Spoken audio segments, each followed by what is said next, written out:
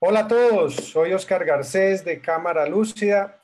Estamos aquí con uno de los grandes maestros de la fotografía en Colombia, César David Martínez. Él está en Bogotá, aceptó muy generosamente esta invitación para compartir con nosotros unas hermosas imágenes de todo Colombia, de su patrimonio. 32 departamentos ha recorrido, más otros países, cerca de casi ya 50 libros, ¿no? 46 libros como tal. Y eres, para nosotros pues un honor tenerte aquí, aparte de tus premios de trabajo con Revista Semana. Pero ¿quién más tú para presentarte y darte las gracias por estar aquí con Cámara Lúcida? César David, bienvenido. Hola Oscar, ¿qué tal?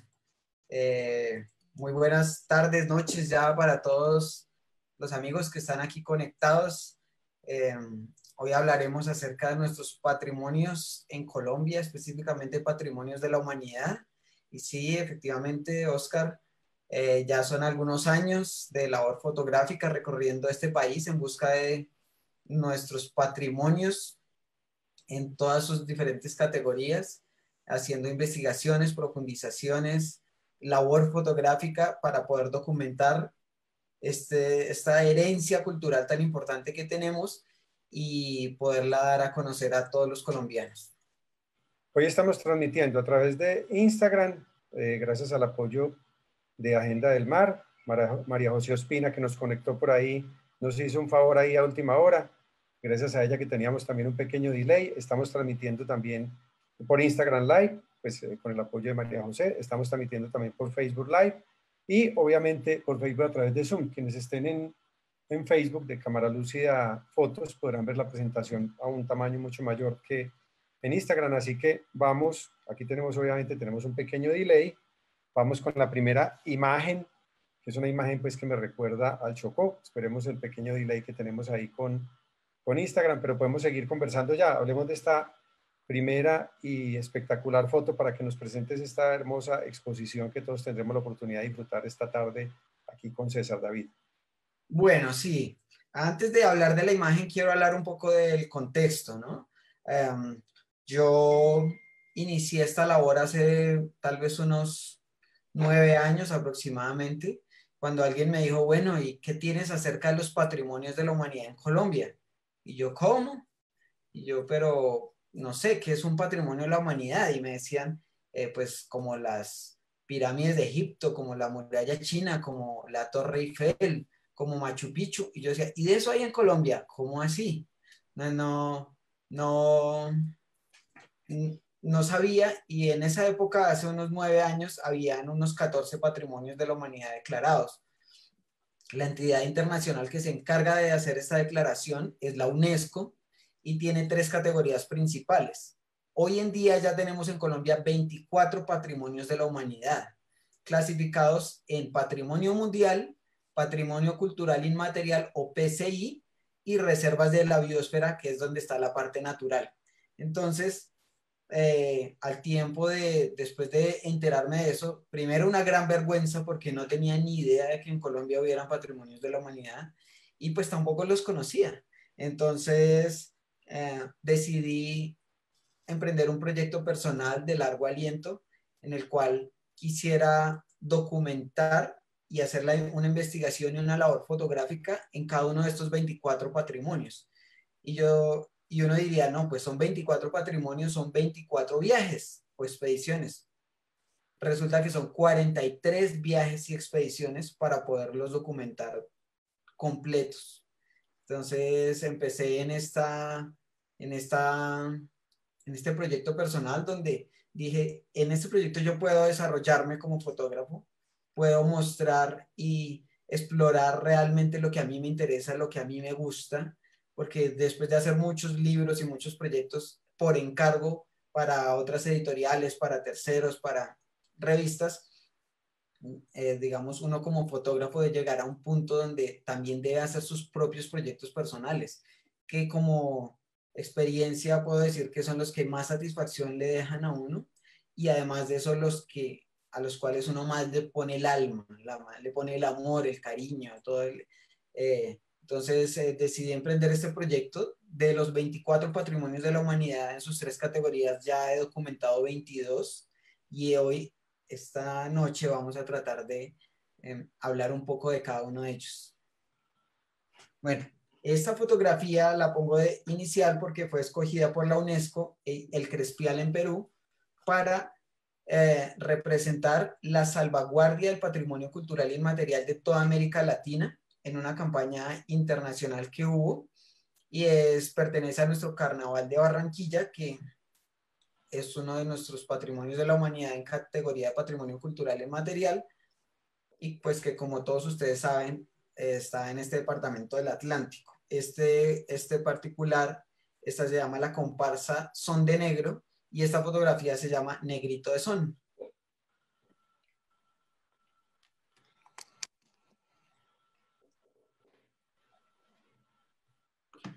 Bueno, de ahí mismo, Uno pensaría que esa imagen es del Chocó, ¿no? sí, pues como son negritos, sí se disfrazan. Y todo el color y todo eso de pronto de una de las fiestas de Quibdó, ¿no? Correcto, así es. Entonces, Oscar, no sé con cuál, por dónde empezamos. Hay mucha tela de dónde Por cortar. regiones. Empecemos por el Caribe. El Caribe, bueno. En el Caribe tenemos un patrimonio muy especial que son los palabreros. Los palabreros guayú. Aquí vamos a observar un poco. Este patrimonio cultural inmaterial es el Puchupuy en idioma guayú y ellos cumplen la función de el abogado. Ellos resuelven los conflictos que se dan entre clanes de la nación guayú y ellos tienen la última palabra cuando hay conflictos entre familias, entre clanes, robos, cuando se organiza un matrimonio, compra de casas, lotes, terrenos, o cuando hay disputas personales o incluso cosas más graves como la muerte. Estos personajes que son la máxima autoridad dentro de la nación guayú tienen la última palabra. Entonces ellos son como, cumplen la función de abogado y cada clan tiene un palabrero. Este, por ejemplo, que observamos acá es el palabrero mayor, cumplió 100 años este año, Wow. justamente. Entonces es uno de los palabreros más respetados en toda la Guajira. Aquí vamos a observar, por ejemplo, esto es el entorno en el cual el palabrero se desarrolla, se desempeña. Ellos tienen el deporte tradicional allá es la lucha libre guayú y los palabreros son los que se encargan de ser los jueces que determinan quién puede ganar o perder este tipo de, de deporte.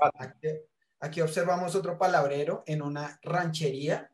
Las rancherías son digamos, la arquitectura tradicional de la nación guayú. Se hace con los troncos de cactus secos, un cactus especial que tienen allí. El palabrero tiene en su mano un bastón de mando. Todos los palabreros tienen su bastón. Se alcanza a observar un poco el collar de piedras semipreciosas que usan y el sombrero, que es el sombrero típico guayú también.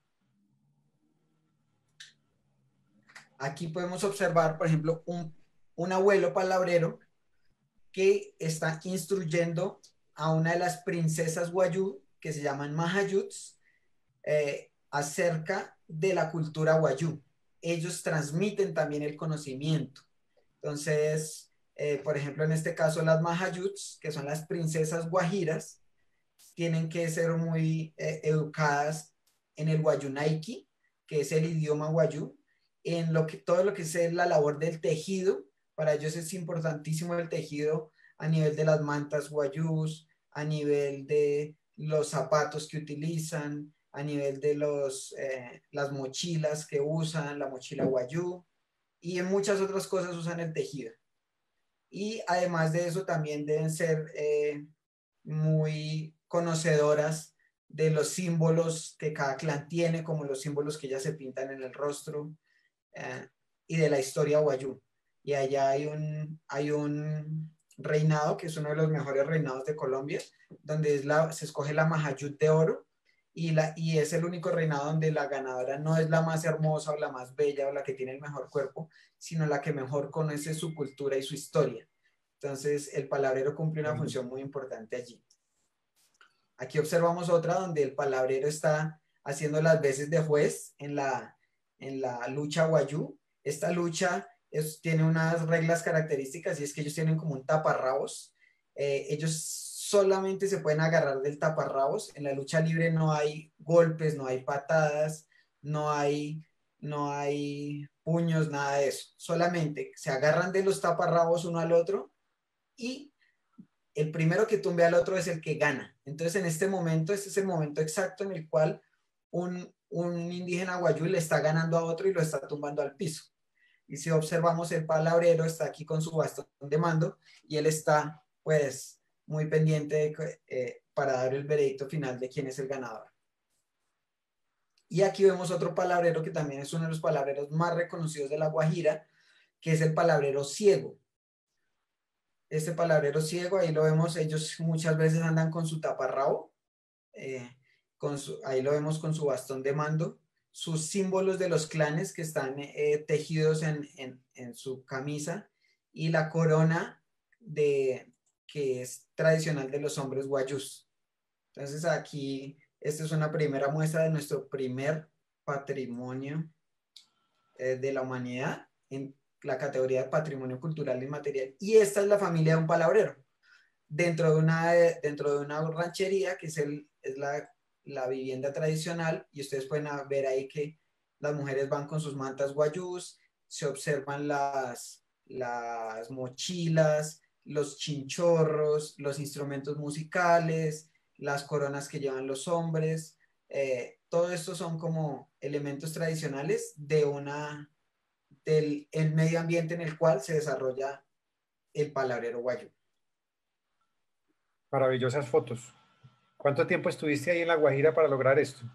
Yo he ido a La Guajira como unas 7 veces, más o menos. Y generalmente estoy 5 días, 8 días, y he tenido la oportunidad de estar con 14 palabreros diferentes. Wow.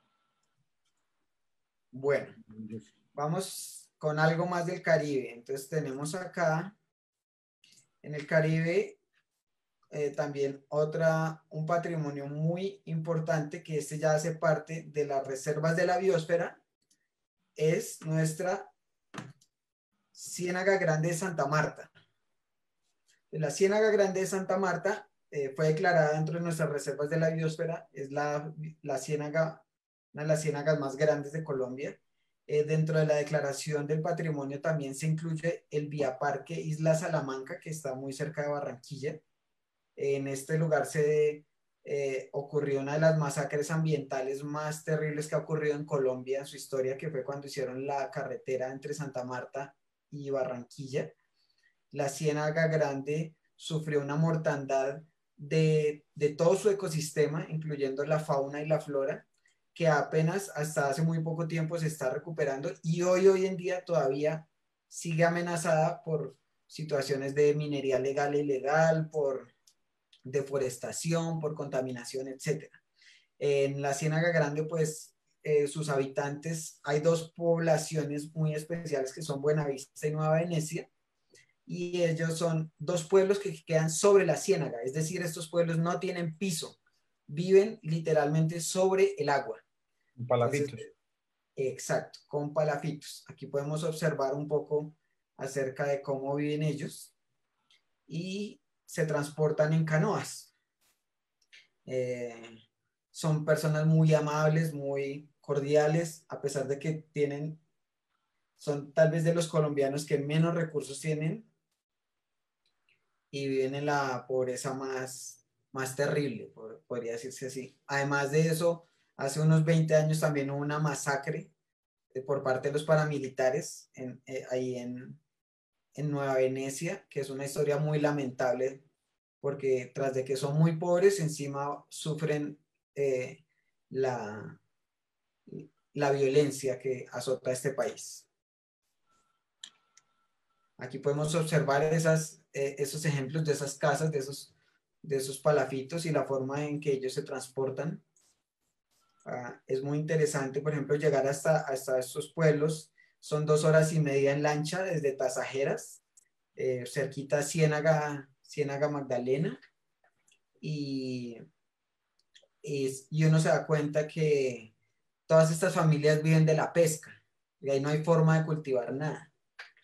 Bueno, aquí observamos también un poquito de dos niños en, su, en sus labores cotidianas. Ellos se bañan ahí, nadan, pescan, lavan la ropa, de todo. Y como no tienen agua dulce, el agua la tienen que traer de las desembocaduras de los ríos que bajan de la Sierra Nevada de Santa Marta, un poco hacia la zona de Aracataca, por esa zona, y vienen y le venden el agua potable en unos timbos grandísimos, eh, para ellos poder subsistir y tener lo básico del agua. Aquí observamos, esta fotografía hace parte de una serie que se llama Donde el cielo y la tierra se unen. En un momento del año, a cierta hora del día, la línea del horizonte desaparece en la Ciénaga Grande de Santa Marta y parece que estos pescadores quedaron flotando en el aire, como si fueran como un nirvana, ¿no? Son fotografías minimalistas donde Hace una pintura, ¿no? exactamente. Entonces Hermoso. desaparece la línea de horizonte, desaparece también el cielo por la cantidad de bruma que hay, y como la ciénaga no está directamente al mar, entonces a esta hora todavía no hay olas, el agua está tranquila, y a esa hora podemos hacer este tipo de fotografías.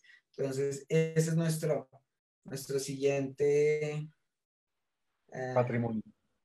patrimonio, que está dentro de las reservas de la biosfera. Aquí me faltaron estas dos, que son, esta es la otra parte, que es el Vía Parque Isla de Salamanca, que queda cerca a Barranquilla y está dentro de la declaratoria de Reserva de la Biosfera.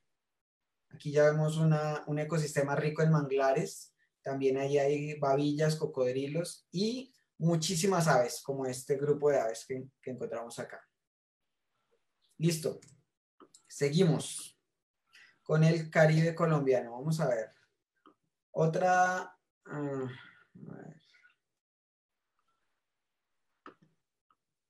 yo creo que si a la gente tiene inquietudes o preguntas, Todas estas imágenes han hecho parte de los libros que has hecho con Villegas. no. Estas fotografías que estamos observando son inéditas. Es decir, yo espero en algún momento poderlas publicar y hacer un libro, pero esto es un trabajo que todavía no ha salido a la luz pública. Es mi trabajo personal. ¿Cuánto Entonces, tiempo llevas haciéndolo? como 9 años, más o menos. Wow. Listo, aquí vamos a otro patrimonio muy importante que hace parte del patrimonio cultural inmaterial, y es San Basilio de Palenque. San Basilio de Palenque es un poblado que queda aproximadamente a 2 horas de Cartagena, en Bolívar, y sus habitantes son afrocolombianos. Es el primer pueblo libre de América.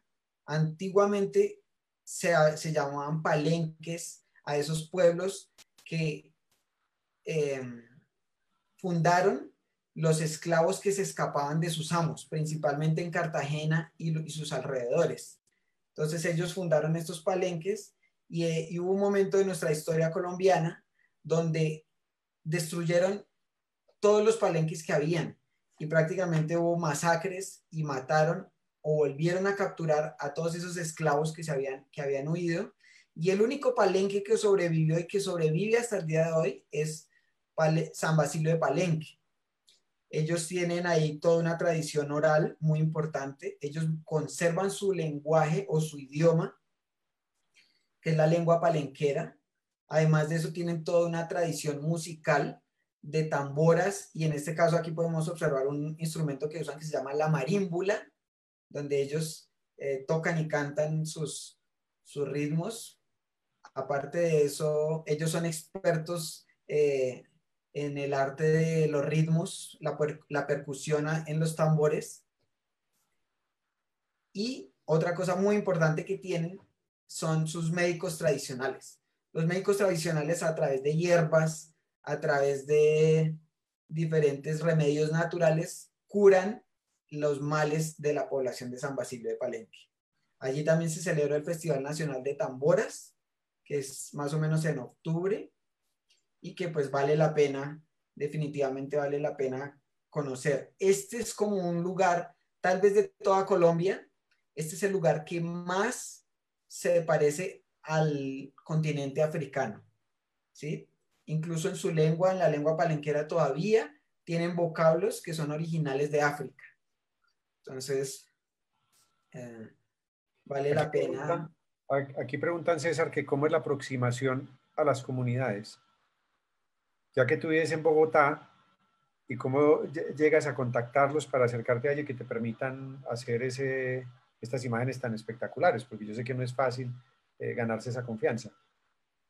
Claro, el trabajo con comunidades generalmente es difícil. Siempre existe una resistencia, sobre todo para el tipo de producciones fotográficas, audiovisuales, siempre hay una resistencia. Entonces yo lo que hago es desde antes de salir a mis expediciones, yo trato de mandar permisos, gestionar, hacer una logística, conseguir guías locales que me puedan llevar a las cosas más importantes. Es decir, yo desde antes de salir a viajar, yo ya tengo en el lugar por lo menos uno o dos contactos importantes que me van a permitir el acceso a los lugares más importantes. También yo, digamos que yo gestiono y explico a qué proyecto estoy trabajando. Entonces, en este caso, yo digo, estoy haciendo un proyecto fotográfico sobre los patrimonios de la humanidad y quiero acceder a su comunidad y algunas veces dicen que no, algunas veces o a veces te dicen que sí y cuando llegas allá ya te dicen que no. Entonces uno debe estar preparado para muchas eventualidades o imprevistos. Pero por lo general uno logra conseguir un guía local que le permite a uno tener acceso y ya uno antes de hacer cualquier fotografía pues les explica la naturaleza del trabajo y todo eso y a través de la psicología del fotógrafo, que es algo muy importante que hay que manejar sobre todo cuando se hacen retratos, pues ya trata uno de obtener este tipo de fotografías de Hermosos. etnofotografía. Por ejemplo, aquí observamos, aquí está Bencos Biojo, que es el fundador original de San Basilio de Palenque, y ahí podemos observar en sus manos las cadenas rotas porque él se liberó y, y fundó este patrimonio de la humanidad que aún hoy en día tenemos en Colombia. Bueno, seguimos. Vámonos para otro lado. Ah, no, espera, terminemos esta parte que es muy importante del Caribe y es un patrimonio mundial que es eh, Mompox. Mompox es una población también de Bolívar, es pueblo patrimonio también declarado por Colombia y el centro histórico de este poblado pues tiene muchas historias por contar. Era uno de los lugares donde se guardaban las riquezas de Cartagena, ya que Cartagena durante muchos siglos fue saqueada, la intentaron invadir los corsarios, los piratas, los ingleses. Entonces, para proteger las riquezas que venían del centro del país y de otros países, las guardaban en Mompox. Mompox queda sobre el río Magdalena. Entonces, era una posición estratégica. Eh, Hoy en día, Mompox sufrió un revés hace ya unas décadas y es que el río Magdalena cambió su curso y ya el principal río, cauce del río ya no cruza por Mompox, sino solamente uno de sus brazos. A partir de eso, Mompox empezó en una especie de decadencia, más o menos. La Semana Santa que se celebra allí es muy importante. Ellos hacen pues también sus procesiones y el Via Crucis y todo esto es muy interesante. Y salen sus habitantes aquí, por ejemplo, las niñas disfrazadas de vírgenes, y tienen toda una tradición de siglos de los cargueros de los pasos y de los que son los líderes. En este caso observamos acá uno de los líderes de los nazarenos que llevan como las labores para hacer la Semana Santa allí. Y aquí está el edificio del mercado, al fondo se ve el brazo del río Magdalena. Hoy en día este edificio ya está pintado y pues la construcción arquitectónica es muy importante también allí. Entonces, por estas tradiciones culturales y por esta historia y por la arquitectura fue declarado Patrimonio Mundial. Hay muchas iglesias también ahí, son 5 o 6 iglesias principales que están en este patrimonio, e incluso una de ellas todavía son monasterios donde habitan pues monjes o monjas que están haciendo allí sus prácticas espirituales. Eso es Mompox. Maravilloso. Hay que visitar Mompox. Apenas salgamos de toda esta situación, es un lugar maravilloso, tiene hoteles de todo tipo, finca hoteles. Y si algún día inauguran el puente que hay de Magallanes a Mompox, será mucho más rápido. Sí, porque llegar a Mompox es muy difícil desde cualquier punto de vista que uno se quiera imaginar. Yo he entrado por las dos partes y ambas son difíciles. Así es. Entonces, Por ahora hay que seguir tomando el ferry desde Magangué, que también pues, es un paso divertido. Sin embargo, yo creo que ese puente le va a traer mucho desarrollo a Mompox, recuperar un poco su valor. correcto. Bueno, nos vamos al sur del país. Vamos a otra reserva de la biosfera que se llama el Macizo Andino. El Macizo Andino es un lugar que pocos conocemos, pero es de vital importancia porque allí nacen prácticamente la gran mayoría de todos los ríos importantes de este país. Allá nace el río Magdalena, nace el río Cauca, nace el río Patía, nace el río Caquetá, el río Guaviare y un montón de ríos más. Entonces, imagínense, solamente con el río Magdalena y el río Cauca que nacen allí ya es tremenda importancia. Allí este es uno de los patrimonios que hay que hacer 3 expediciones diferentes para poderlo eh, cubrir completo, porque la primera parte es el Parque Nacional Natural Puracé y la Sierra Volcánica de los Coconucos con 12 volcanes, donde se tomó esta foto del cóndor. La segunda parte es el volcán Nevado del Huila, Parque Nacional Natural, y la tercera parte es la Parque Nacional Natural Cueva de los Guácharos. Entonces, por ejemplo, acá observamos los termales más bellos de Colombia, que son los termales de San Juan, que están allí en el Parque Nacional Natural Puracé. Tiene más de 13 manantiales de agua termal, muy interesante. Acá, por ejemplo, observamos el volcán Puracé a medianoche en una fotografía de larga exposición iluminada con la luz de la luna. Al fondo se observa a la derecha el volcán del Huila y la ciudad de Popayán a la izquierda. Esta fotografía fue tomada desde 4.650 metros de altura y pues es una de nuestras reservas de la biosfera. Aquí ya estamos haciendo el trekking por la Sierra Volcánica de los Coconucos y las lagunas glaciares que se encuentran allí.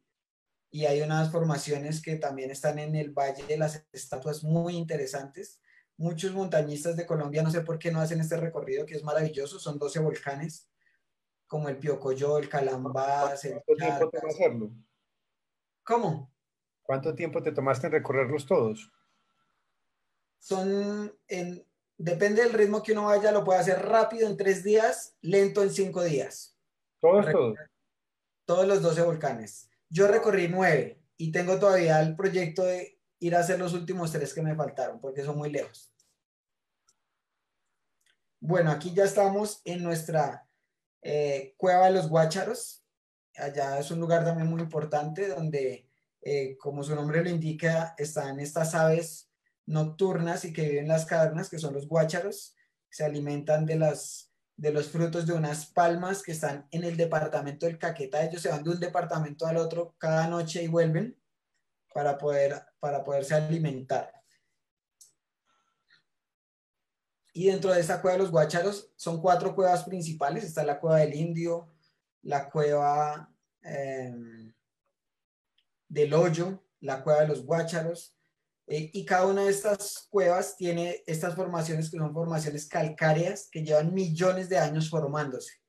Uno puede recorrerlas y especialmente recomiendo la Cueva del Indio, que es maravillosa. Son 750 metros bajo la tierra y donde se encuentran estas formaciones. Por ejemplo, en el piso, esas líneas que se ven en el piso se llaman gurs y todo está formado a través de gotas de agua que llevan un sedimento calcáreo y después de millones de años se hacen estas formaciones. Y por último, tenemos el volcán Nevado del Huila, que el volcán Nevado del Huila es prácticamente la montaña más difícil de subir de Colombia. Es difícil en todos los aspectos. Es uno de nuestros glaciares que están deshielando también.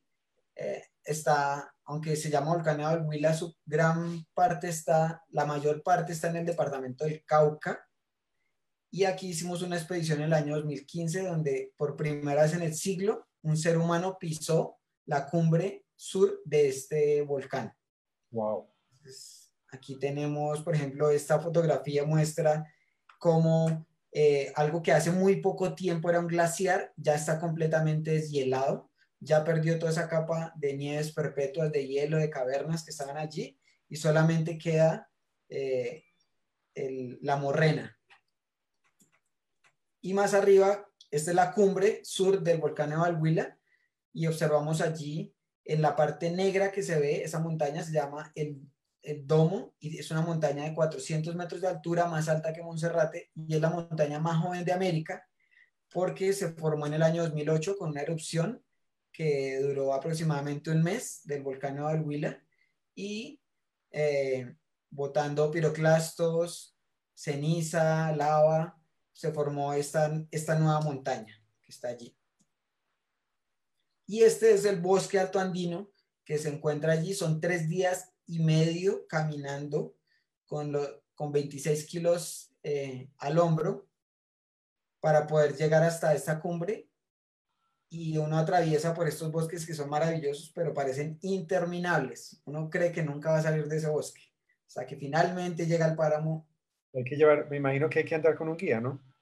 Por supuesto, 2 guías indígenas de la comunidad NASA y aparte de los guías nos exigieron 2 días o más bien 2 noches de armonización y consulta por parte de uno de los taitas o los abuelos para poder ingresar a este lugar sagrado. Listo, entonces con ese cerramos nuestro macizo andino. Me voy a ir ahora a otro muy importante que es, rápidamente aquí lo vemos, a ver.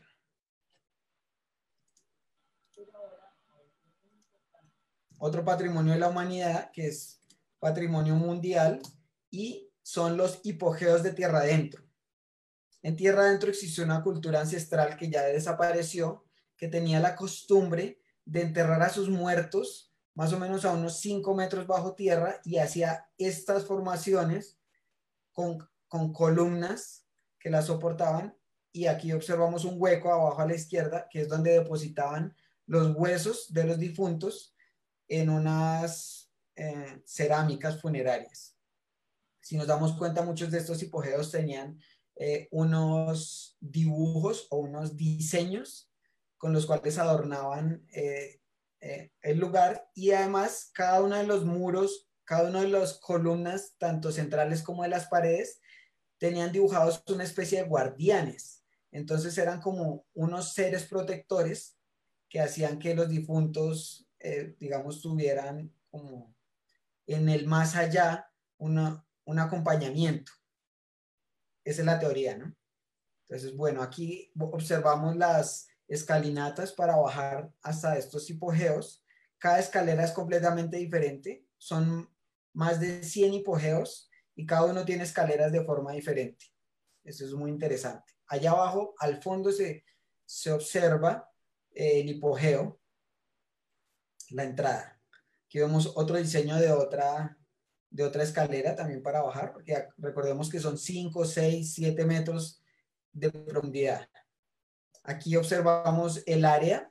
Esto está en el departamento del Cauca, en un área que se llama Insá o San Andrés de Pisimbalá, y aquí observamos cómo están protegidos hoy en día de las inclemencias cada uno de esos hipogeos. Debajo de cada uno de estas techos que observamos ahí, que son, pues ya son actuales, hay varios hipogeos. Y ellos también tienen un conjunto escultórico muy pequeño y muy reducido.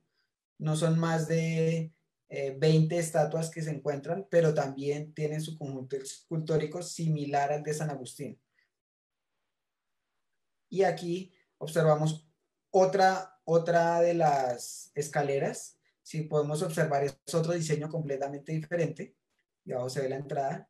Y aquí, desde el interior de uno de los hipogeos, en este caso este no cuenta con los diseños, los gráficos que tienen algunos otros. Podemos ver otro hipogeo también. Entonces, esta es una de las maravillas que tiene este país.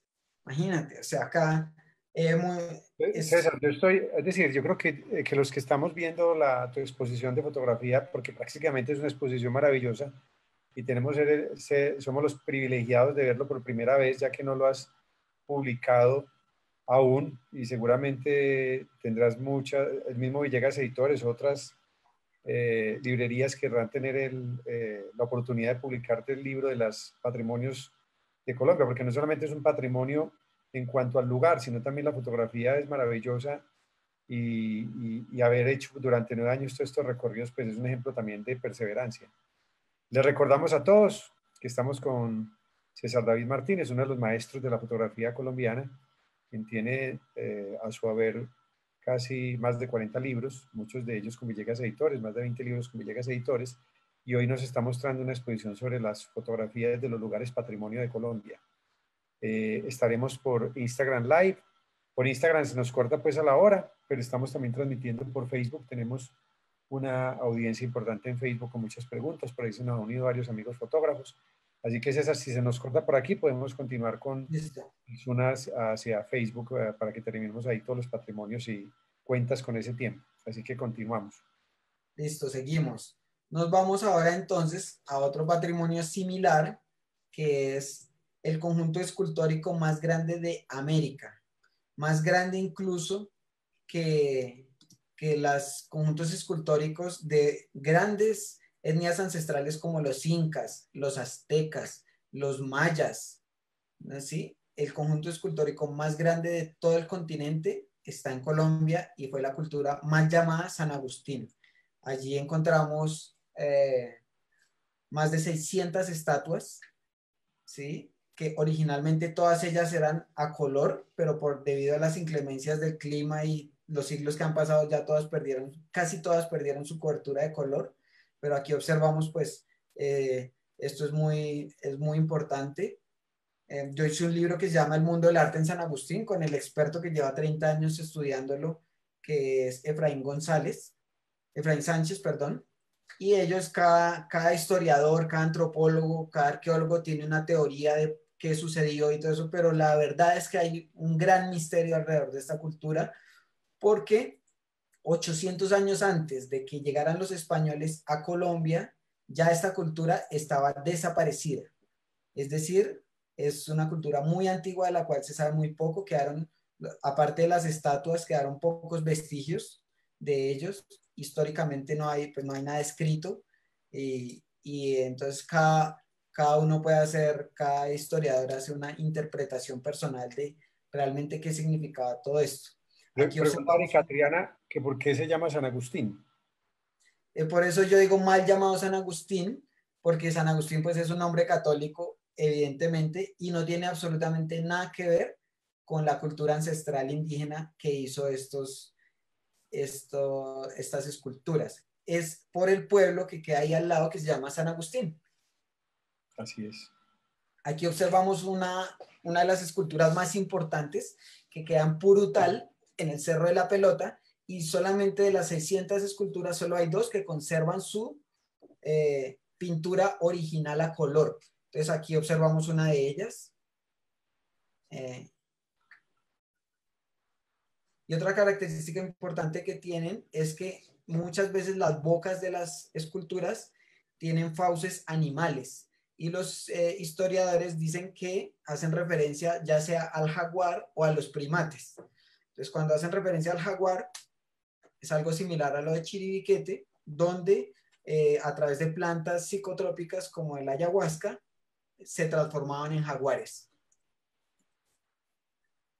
Esta, según el ICANN, es la primera obra cubista de la historia de la humanidad.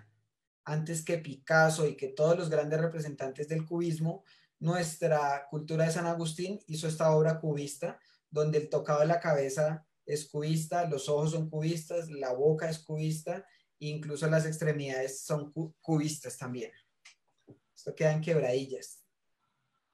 Y observamos un poco las tumbas que también dejaron en esta cultura, donde estaban enterrados, donde enterraban a sus seres que fallecían. Acá observamos algunas esculturas son zoomorfas, como en este caso está representando un cocodrilo. Otras eran antropomorfas, otras eran zooantropomorfas, ¿sí? Y muchas veces encontramos este tipo de configuración donde está la figura y hay un portal que lo recubre, que le está protegiendo. Ok, esta es nuestra cultura de San Agustín. Bueno, vamos a seguir con nuestro paisaje cultural cafetero. Vamos a ver aquí el paisaje cultural cafetero. ¿Cuántas imágenes has tomado del tema del patrimonio? Si las tienes calculadas. Uy, no, esa pregunta está muy difícil, pero deben ser miles de imágenes. Miles de imágenes en tantos años de recorridos. Mira, por ejemplo, el paisaje cultural cafetero son 37 municipios en 4 departamentos. Está el Valle del Cauca, Caldas, Risaralda y Quindío. Wow. Entonces, en un solo viaje es imposible, es literalmente imposible poder cubrir estos municipios, entonces toca hacer varias visitas, varios recorridos y pues tratando de buscar en cada uno de ellos lo más representativo. A ver, y aquí ya encontré estas. Vámonos con estas.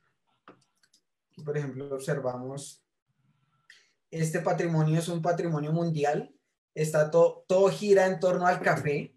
Entonces está la cultura, el lenguaje que ellos utilizan, la arquitectura de estas casas de la colonización antioqueña.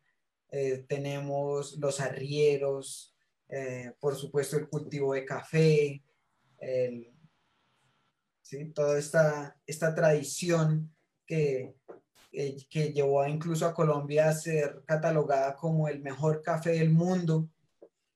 Entonces, alrededor de este cultivo, todas esas dinámicas sociales, culturales y naturales que se dan alrededor del cultivo de una planta.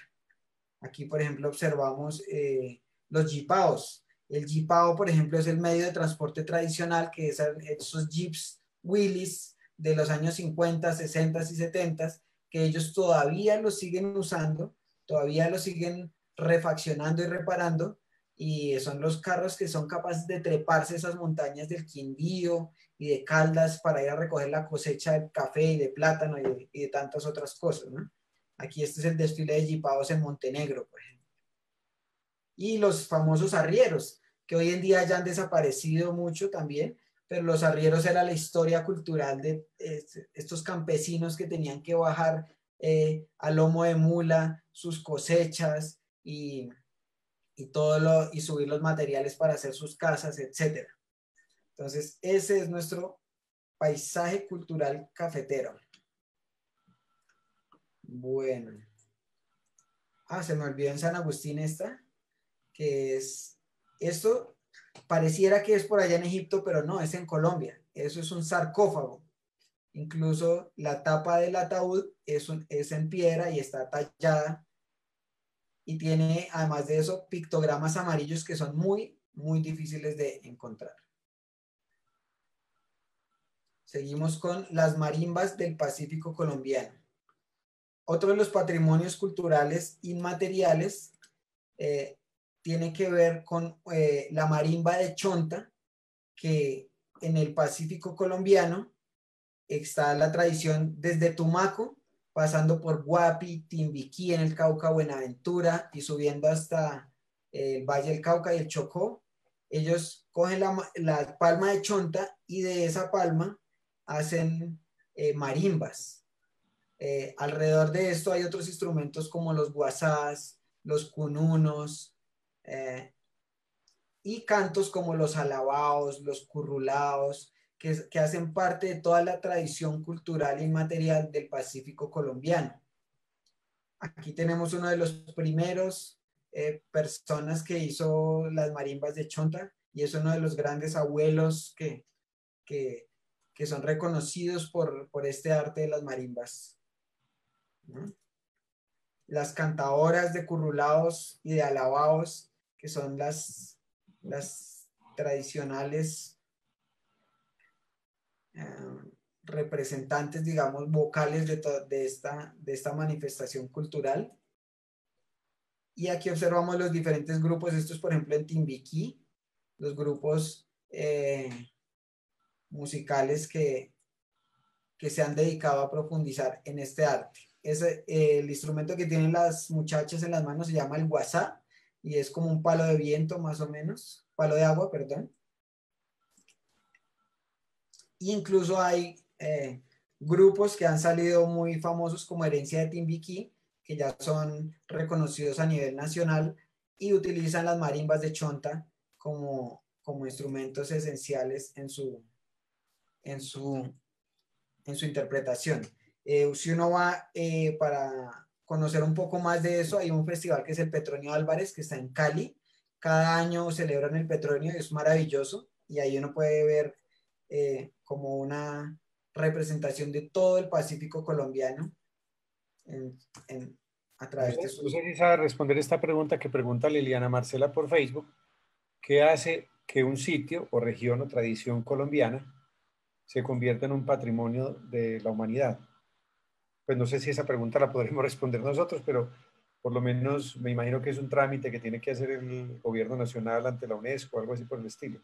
Sí, hay varias condiciones para que un patrimonio sea declarado como patrimonio de la humanidad. Primero, debe ser representativo en cualquiera de las tres categorías, ya sea patrimonio mundial, patrimonio cultural inmaterial o reserva de la biosfera. Debe tener elementos que sean de importancia no solo para la generación actual, sino que haya sido de generaciones anteriores. Es decir, muchas de esas tradiciones vienen desde siglos atrás y que se ha preservado. Aparte de eso, debe tener unos elementos esenciales que lo hagan único, que sean único e irrepetible en cualquier otro lugar del planeta. Debe también tener un plan de salvaguardia de parte del gobierno nacional y eso es una de las cosas más difíciles, porque los gobiernos, la UNESCO no da recursos económicos. Los gobiernos de cada país deben encargarse de tener un plan de salvaguardia representado en dinero y en profesionales que estén procurando por proteger ese patrimonio, ya sea desde el punto de vista de entidades gubernamentales o de centros educativos, ¿no? Entonces, y se hace una postulación, los países hacen una postulación y la UNESCO se reúne 2 veces al año a analizar todas las postulaciones y dura varios años analizando cuáles pueden, efectivamente cumplen con todos los requisitos y al final sacan una declaratoria. Bueno, seguimos con nuestro carnaval de negros y blancos en Pasto, que es patrimonio cultural inmaterial y para mí es la feria, fiesta o carnaval más importante de este país. Eso es un punto de vista muy personal. Se dan las primeras semanas de enero y como muchos de ustedes saben, los nariñenses y en Pasto específicamente botan la casa por la ventana. Un día se pintan de blancos, otro día se pintan de negros, otro día es el desfile monumental de carrozas, otro día es el desfile de colectivos coreográficos, otro día es el día de la familia, pucha, me olvidé el nombre de la familia, pero una familia específica que son como los primeros que... Sí, de paso. Sí, Por ahí si alguien la conoce nos puede contar ahí por el Facebook que nos la recuerden. es, O por el Instagram. hay otros días donde se queman los año viejos o allá taitapuros, como los llaman, en fin. Duran como 13 días en total las celebraciones, es maravilloso. Allá si uno va a esta celebración tiene que aceptar que lo van a pintar, que lo van a mojar. Un día lo pintan de negro, otro día lo pintan de blanco. Entonces al que no le guste eso, mejor ni vaya por allá. Pero a los que les guste decir y gozárselo porque es muy chévere, la gente es súper amable, son eh, muy, la cultura que se ve allí es impresionante. Se ve todas las representaciones de lo andino colombiano. Eh, Además de eso, por ejemplo, acá vemos los disfraces La individuales. familia Castañeda nos recuerda a Jorge Hurtado de Manizales. Correcto. El Día de la Familia Castañeda, correcto. Miguel Barón, que estuvo contigo en uno de esos recorridos de tus viajes, también nos recuerda que la familia Castañeda. Claro que sí, Miguel. Un abrazo para Miguel. Aquí, por ejemplo, imagínense, en Pasto tiene una plaza dedicada al carnaval. Es la plaza del carnaval. Y aquí vemos la puerta de entrada y observamos a un personaje que ha hecho su disfraz individual y son muy creativos, muy, muy creativos. También está el Día de las Carrozas Monumentales, que prácticamente Pasto queda completamente parado ese día, detenido en el tiempo, y a través de sus calles principales, cada una de esas carrozas que son del tamaño de camiones o de tractomulas incluso, se atraviesan la ciudad y es una cosa absolutamente maravillosa. Yo nunca he visto nada igual a esto. Entonces, para mí, este es el mejor carnaval que hay en Colombia. Listo. Seguimos adelante con eh, la fiesta más larga de Colombia, que es las fiestas de San Pacho en Quibdó. Prácticamente todo Quibdó son devotos de San Francisco de Asís. Hay 13 barrios franciscanos, cada uno de ellos tienen un altar y unos grupos y música y señoras que le oran al santo y grupos de apoyo y comunitarios, mejor dicho, son súper organizados. Y es la fiesta más larga del año porque duran 30 días celebrando. Esto es en el río Atrato, las balsadas.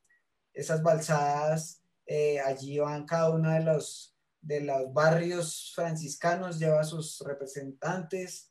Es muy interesante. La música, tienen chirimías y tienen diferentes grupos musicales que le cantan a San Francisco de Asís. También tiene una cosa que llaman los cachés. Cada barrio saca un caché. El caché es como una coreografía que va danzando y va bailando con música y con disfraces y todo eso, siempre en honor a San Francisco de Asís, y cada barrio compite por ser el mejor caché. Al fondo vemos la Catedral de San Francisco de Asís. Entonces aquí vemos los músicos que van y toda la ciudad también se para completamente para que estas festividades en honor a San Francisco de Asís se puedan dar a cabo. Aquí observamos, por ejemplo, estos afrocolombianos. Como sabemos, en el Chocó la mayoría de la población son afrocolombianos. En uno de los cachés son hombres vestidos de como africanos y pintados de rojo. Y así. Y también le hacen honor y misas en la Catedral de San Francisco, le hacen ofrendas y se ve también un sincretismo. Hay mucho sincretismo religioso, porque pues ellos también traían desde África muchas eh, tradiciones religiosas.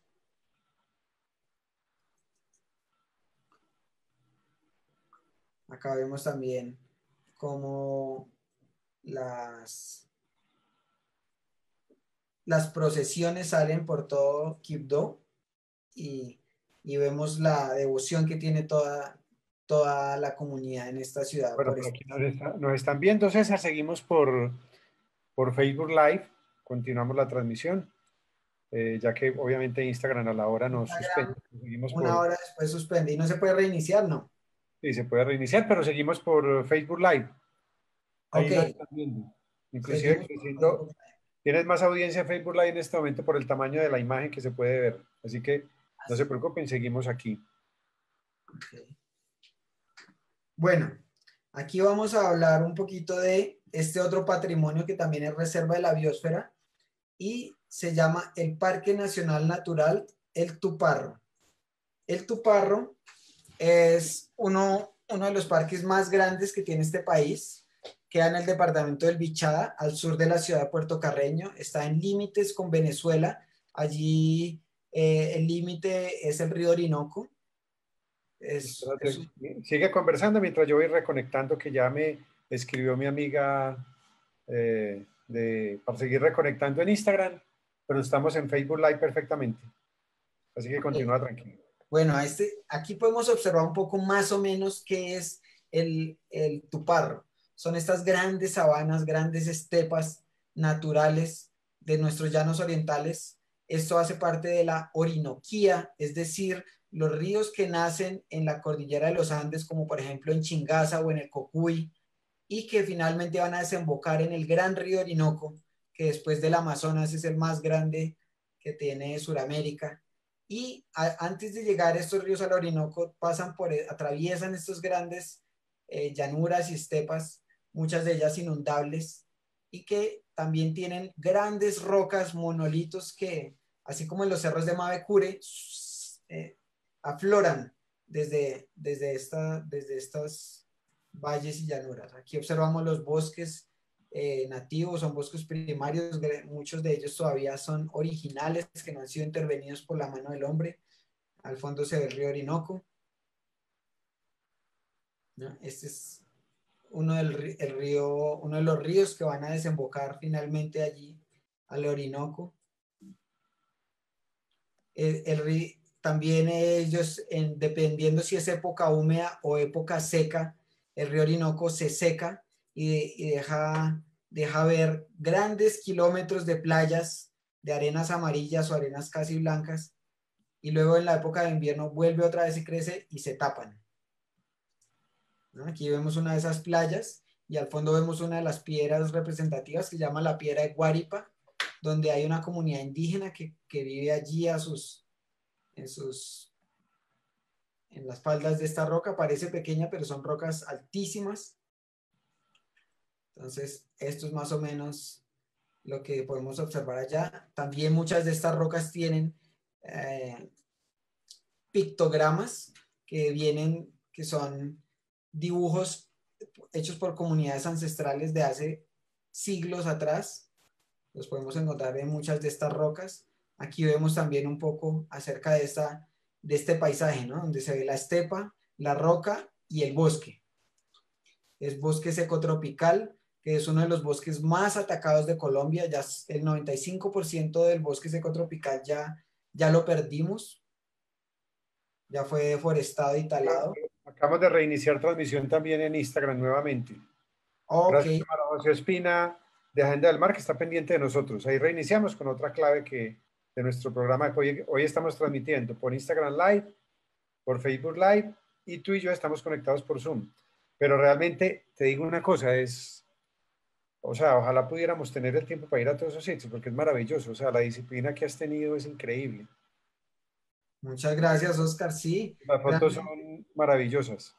yo en un momento de mi vida dije, yo no quiero ir a Orlando, no quiero ir a Nueva York, no quiero ir a otros lugares, a otros países donde le dicen a uno que tiene que, no, yo quiero conocer mi país, yo quiero conocer Colombia y saber cuál es la verdadera identidad de nosotros como colombianos, qué es lo que nos define como ciudadanos de este país, ¿sí? Entonces, más allá de todos los problemas que hemos tenido siempre, como ni para qué nombrarlos, ¿no? Narcotráfico, guerrilla, etcétera, paramilitarismo, pero más allá, en Por el ahí fondo de comenta todo eso, mucho eso. ¿quiénes somos nosotros realmente? Entonces, a través de explorar estos patrimonios, esta investigación fotográfica, yo trato de encontrarle respuesta a esas preguntas. Yo creo que lo importante que estamos viendo aquí, no solamente lo que has hecho, sino lo que significa hoy, ¿no? Lo que significa hoy todo estas fotografías del patrimonio, de los lugares patrimonio de Colombia para nosotros, que quizás nos abre los ojos a muchos y nos da la visión de que podemos empezar a recorrer un país maravilloso e increíble en lugares que son mucho más asequibles que tomar un avión 14 o 15 horas para ir al otro lado del mundo. Obviamente aquí hay que caminar 3 o 4 días, pero en nuestro territorio y conociendo unos lugares increíbles. No te interrumpo más. Yo creo que aquí seguimos muy conectados, sobre todo por quienes han continuado en Facebook con nosotros. Y ya reconectamos Instagram. Bueno, nos vamos a otra parte muy importante de Colombia y es que hay dos patrimonios fundamentales que son submarinos. Para poder hacer estos patrimonios tuve que aprender a bucear el Open Water, que es el básico, después de eso el curso de buceo avanzado para hacer buzo profesional, después de eso tener 25 horas, 25 inmersiones certificados por escuela de buceo, comprar todo el equipo submarino de fotografía, que es el housing para meter una cámara profesional, dos luces de alta potencia submarinas y después de todo eso aprender, ¿no? Aprender a manejarlo.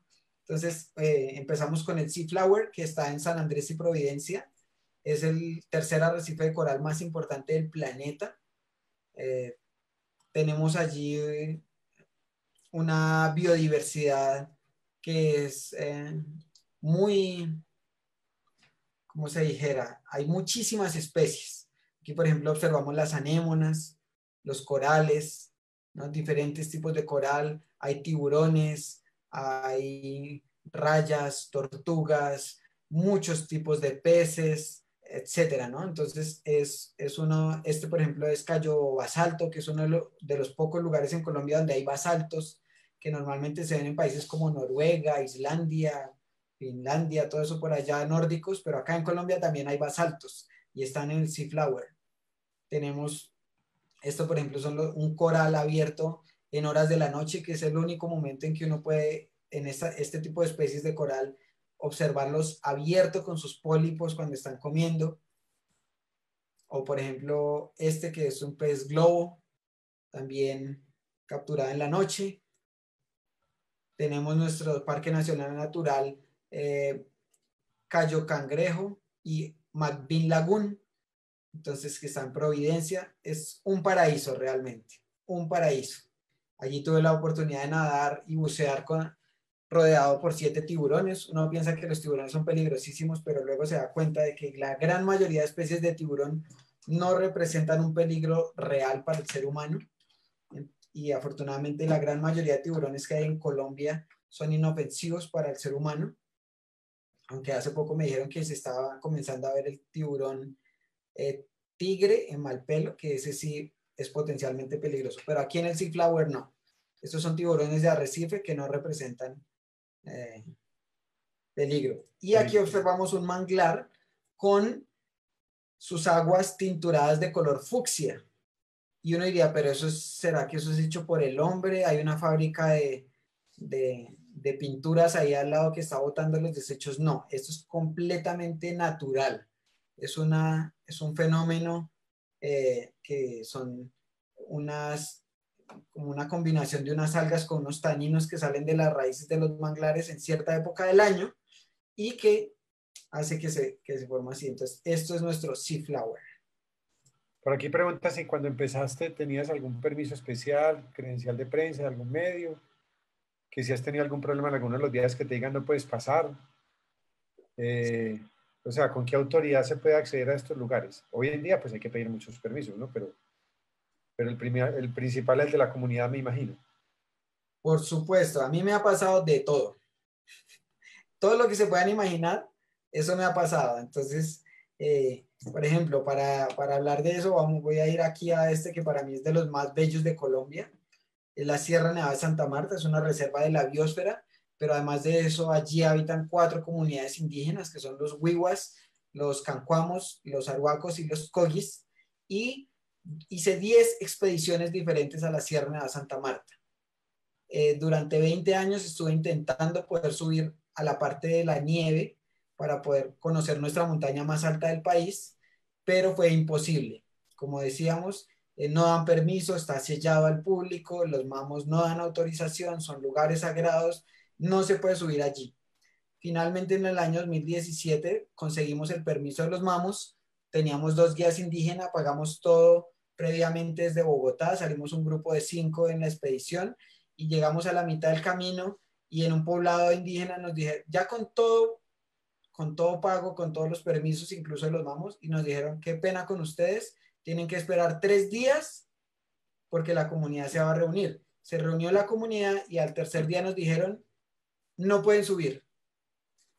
Y duramos como medio día tratando de hablar y razonar con ellos, no fue posible y nos tocó devolvernos de una expedición de 12 días, solamente logramos completar 4 y nos tocó devolvernos, como dicen, con el rabo entre las piernas. Entonces, efectivamente suceden imprevistos, suceden cosas que uno no tiene planeadas, incluso ya con todos los permisos y con todos los pagos que hay que hacer hechos, lo devuelven a uno. Entonces, no es tan fácil.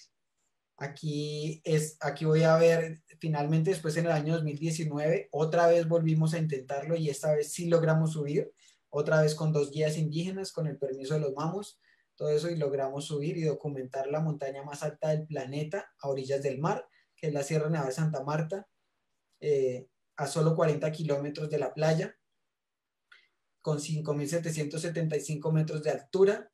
Son los 3 picos más altos del país, el pico Bolívar, el pico Colón y el pico Simmons, que en idioma indígena Kogi se llama Namgexa o en idioma aruaco se llama Serancua. Y para ellos es divino, es algo espiritual. Serancua es algo así como Dios, Dios que reside en estas montañas sagradas y todos los mamos de la antigüedad que han fallecido residen en estos lugares sagrados. Por eso ellos muy difícilmente van a permitir que el público general llegue a estos lugares. Entonces, para mí haber llegado a esto es un regalo de la vida, un regalo de la naturaleza, un regalo de nuestros hermanos mayores, los indígenas, poder haber llegado y observar aquí, como vemos aquí, a los 3 picos más altos de Colombia. Y muchos colombianos no conocemos esto justamente porque allí no hay forma de llegar a documentar estos lugares. ¿Sí?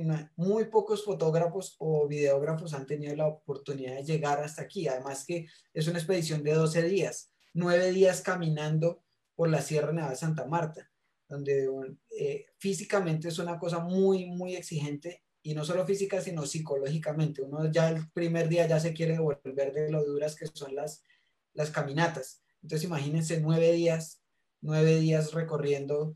Por aquí pregunta que con qué cámara, o me imagino que has tenido varias cámaras submarina, ¿qué cámara submarina utilizaste para las fotos que vimos en Providencia o Yo, las iniciales? ¿Y con qué cámara estás tomando estas fotografías que fueron en el 2019? sí, yo uso principalmente la cámara Canon EOS 5D Mark III full frame con 7 ópticas principales, pero la submarina que utilizo es la Canon 7D, porque esa es la que tengo el housing apropiado para... Y el housing viene para un solo modelo de cámara. Yo no puedo meter la 5D Mark III en el housing de la 7D. Entonces, para todas las tomas submarinas, uso la Canon 7D. Aquí observamos uno de los picos más bellos colombianos, que es una pirámide perfecta, natural, que casi nadie conoce, es el pico Ojeda. Y aquí observamos los 2 picos más altos de Colombia, el pico Colón y el pico Bolívar, o Serancua en idioma indígena, que es el lugar más alto de nuestra geografía colombiana. Y como decíamos, el punto más alto del planeta, la montaña más alta del mundo, a orillas del mar. Nuestro Hermosa. Serancua. Yo creo que todos los fotógrafos que nos están viendo, todos quisiéramos hacer ese recorrido, pero nos faltan 9 años que nos llevas de ventaja. Sí, y uno siempre quiere volver. Imagínate, yo he ido 10 veces a la Sierra Nevada de Santa Marta y todavía quiero volver otra vez porque es un lugar maravilloso por todo, desde el punto de Pero vista ¿cuántas veces natural. has subido al pico? ¿Cómo? ¿Cuántas veces has subido al pico Bolívar? A la cima. Yo hice la cima yo hice la cumbre del pico Wilches. Yo no hice la cumbre del pico Bolívar. Llegar allá es todavía más difícil. Quién sabe si algún día en la vida lo puede hacer, ojalá lo pudiera hacer, pero no, yo lo que hice fue subir el Wilches y desde ahí documenté las más altas. ¿No? Son varios días más de expedición para poder hacer el pico Bolívar. Nos vamos otra vez al segundo patrimonio submarino. Esta vez es en el Océano Pacífico. Es una isla que se llama Malpelo. Queda a 36 horas en barco desde Buenaventura. Y es un lugar absolutamente maravilloso. Está dentro del top 10 de los destinos de buceo en el mundo. Y, y bueno, aquí observamos las morenas, por ejemplo, que están allí, que son unos peces que parecen serpientes, pero no son familiares de las serpientes, son peces alargados que son un poco peligrosos, que pueden morder como un perro más o menos. Aquí observamos una cueva que se llama Bagamares, que está a 25 metros bajo el agua. Ahí tuve un episodio, uno de los episodios más difíciles en toda esta labor de documentar patrimonios, que fue un encuentro directo con la muerte. A esos 25 metros bajo el agua tuve un ataque de hiperventilación y de pánico. Pensé que no iba a sobrevivir, estaba seguro que ahí me iba a morir, especialmente cuando miré hacia arriba y vi que el espejo de agua quedaba a 25 metros por encima mío. Yo dije, hasta aquí llegué. ¿Qué Entonces, fue lo que te eso es pasó? interesante. ¿Cómo? ¿Qué fue lo que te pasó? ¿Estabas metido en una cueva? ¿Estabas...? No, ahí la corriente empezó a aumentar y llegó un momento en que se volvió una cosa insoportablemente difícil de sortear. Y yo tenía, aparte de eso, la cámara, que es una cosa gigante, con las dos luces en una mano y con la otra mano me estaba agarrando y cometí un error de principiante, y es que cuando uno está en una Corriendo. eventualidad, ¿sí? Corriendo peligro, uno debe tener una línea de vida que va amarrada al chaleco y que va a la cámara. Entonces uno puede soltar la cámara y tiene sus dos manos libres para, para agarrarse a algún lado. Yo no tenía la línea de vida de la cámara, entonces tenía que escoger entre soltar la cámara y que se la llevara la corriente, o no soltarla y tener este bendito ataque de pánico y de hiperventilación, que finalmente, gracias a uno de los guías que estuvo ahí, fue salí adelante y finalmente incluso pues llegar a Bagamares, que es la caverna submarina, y pasar al otro lado. Uno pasa a través de esta caverna de un lado al otro de la isla, pero por debajo del agua. Es una cosa absolutamente maravillosa. Aquí vemos las características de Malpelo. Malpelo es una isla que es una roca, no hay playas, no hay puerto, no hay forma de entrar a Malpelo, sino únicamente a través de una escalera de sogas y madera, que si uno es capaz de subirla puede entrar. De otra forma, la única forma aparte de eso es contratar un helicóptero y que lo lleve hasta allá. Pero aparte de eso no hay forma de entrar allí. Allí no vive nadie, no hay hoteles, no hay nada. Solamente hay un puestecito de la Armada donde hay 4 infantes de marina que los cambian una vez al mes. Y en